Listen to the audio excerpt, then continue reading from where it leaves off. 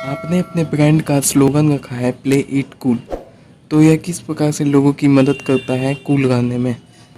Basically शुरुआत में लोग मुझे गोल करने, कम्पीट करने और नेशनल टीम में खेलने के कारण जानते थे, लेकिन CR7 यानी मेरा ब्रांड, परफ्यूम ब्रांड, इससे से पूरी तरह अलग है। फुटबॉल के अलावा जो मेरी लाइफ है यह उसका हिस्सा है। यही कारण है कि मैंने ब्रांड का स्लोगन प्ले इट कूल रखा है। इसका मतलब शांति, मजाक और अन्य बातें। मैं अब आपके लाइफस्टाइल से संबंधित प्रश्न पूछूंगा जिसके बारे में आपने कभी कुछ ज़्यादा नहीं बताया है।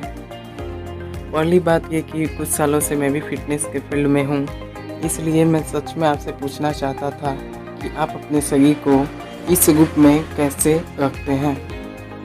आपकी मेडिकल रिपोर्ट में बताया गया है कि आपका शरीर 20 साल के नौजवान की बात यह है और आपके शरीर में मात्र 7% बॉडी फैट है, जो वाकई गजब की बात है। मैं सिर्फ ये पूछना चाहूँगा कि आप खाते क्या हैं। बॉडी फैट वाली बात सही है, लेकिन 20 ईयर वाली बात वो अलग बात है। मेरी लाइफ का 70% भाग फुटबॉल की प्रैक्टिस में जाता है। मैं अपने आप को समर्पित कर देता हूँ, न केवल ट्रेनिंग में बल्कि खुद को तैयार करने में। सबसे अधिक समय मेरा सफल हुआ है मेरे शरीर को मेंटेन करने में। आप जानते हैं ये अच्छी ट्रेनिंग का नतीजा है। यह एक तरह का बेसिक है, ये कोई सीक्रेट नहीं है जो मैं आपको बता रहा हूँ। यह एक नॉर्मल सा बेसिक है। आपको खुद का ध्यान रखना पड़ेगा। यदि आप खुद का ध्यान नहीं रखेंगे तो कोई भी इसमें आपकी मदद नहीं करेगा। ऑफकोर्स मैं हमेशा इस तरह का बर्ताव नहीं करता हूँ। मैं कुछ समय अपने लड़के के साथ पिज़्ज़ा भी खा लेता हूँ। अगर मैं ऐसा नहीं करूँगा तो मैं बोर हो जाऊँगा अपनी लाइफ से। ये सब काम भी मेरी लाइफ का हिस्सा है। महत्वपूर्ण यह है कि अपनी फिटनेस का ध्यान रखो और सही तरीके से खाना खाओ। आप हर हफ्ते खुद को जिम और पिच दोनों पर कैसे ट्रेन करते हैं? मैं यह रोज नहीं करता। एग्जाम्पल के लिए जिम, मैं जिम रोज नहीं कर सकता। अगर आप रोज जिम जाते हैं तो आप गेम में थक जाएंगे। आपको इसे बैलेंस करना होगा।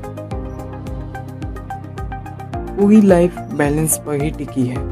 समय के साथ आप अपने शरीर और सही ट्रेनिंग के बारे में समझना शुरू करेंगे। यह क्वांटिटी नहीं, क्वालिटी के बारे में है।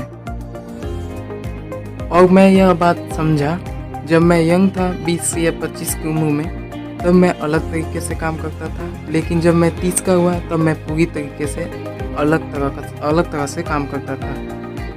लेकिन फिर भी मैं अच्छा, तेज और मोटिवेटेड फील करता हूँ।